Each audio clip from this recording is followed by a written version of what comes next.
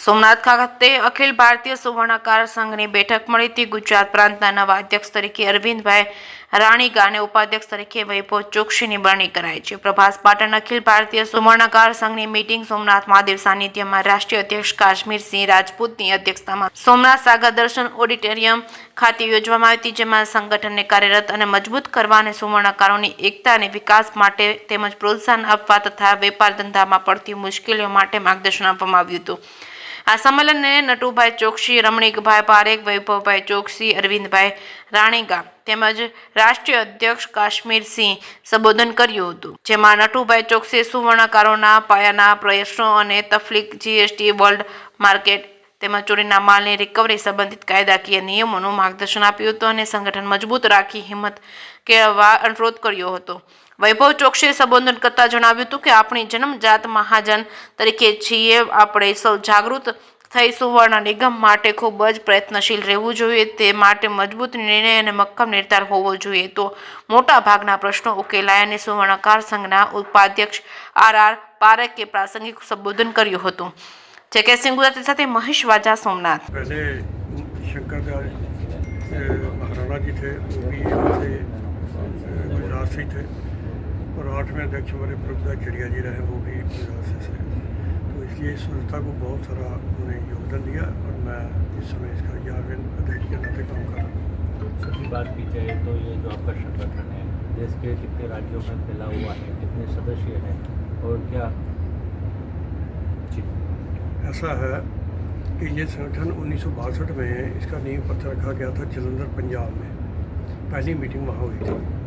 कारण यह था कि पहले भारत में स्वर्णकारों का कोई विधिवत संगठन नहीं था। ज़्यादातर कोई भी जो कार्यकर्ता लोग थे, हैंडमेड करते, जिसको हेरिटेज बोलते हैं, इनके कोई संगठन होते नहीं थे।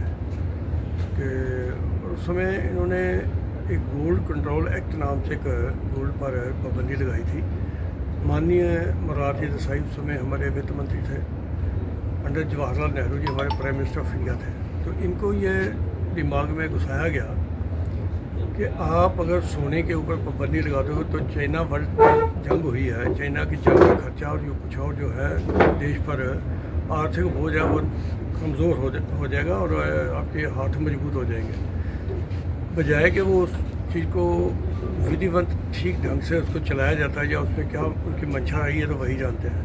लेकिन बहुत से हज़ारों लाखों लोग जो बेरोज़गार हो गए और सड़कों पे आ गए। और ये हमारा संगठन फिर बाद में 1960 में दिल्ली में रजिस्टर्ड हुआ। उस समय दिल्ली पंजाब का एक हिस्सा हुआ करती थी, उस जमाने में उसी एक्ट के अधीन ये रजिस्टर्ड हुई थी 1960 में। रेगुलर बॉडी काम करना शुरू किया। अभी मेरे साथ भी खड़े, ये हमारे रमणीकभाई पारेख जी हैं, ये इस समय उपाध्यक्ष हैं राष्ट्रीय, और बहुत देर सेक्रेटरी का काम किया। यहाँ गुजरात के भी ये महामंत्री रहे हैं, नटूभाई जी हैं, ये भी हमारे इस समय नेशनल सेक्रेटरी हैं। तो ये लोग बहुत ऐसे वरिष्ठ नेता हैं हमारे गुजरात में, जिन लोगों ने इस संस्था को अपने हाथों से बनाया। इस समय ये तकरीबन हमारे 28 प्रांत हैं, 28 के आसपास कुछ 6-7 हमारे सेंट्रल बॉडी के भी हैं, सेंट्रल के अंडर तकरीबन 35-36 बन जाते हैं टोटल। उनमें तकरीबन हर स्टेट में हमारा संगठन काम कर रहा है तभी से। और कभी कभी कहीं थोड़ा बहुत कम होते हैं, उसमें कभी कमजोरी आ गई, कोई ऊपर चले गया, कोई ज़्यादा काम कर रहा है, कम करता है।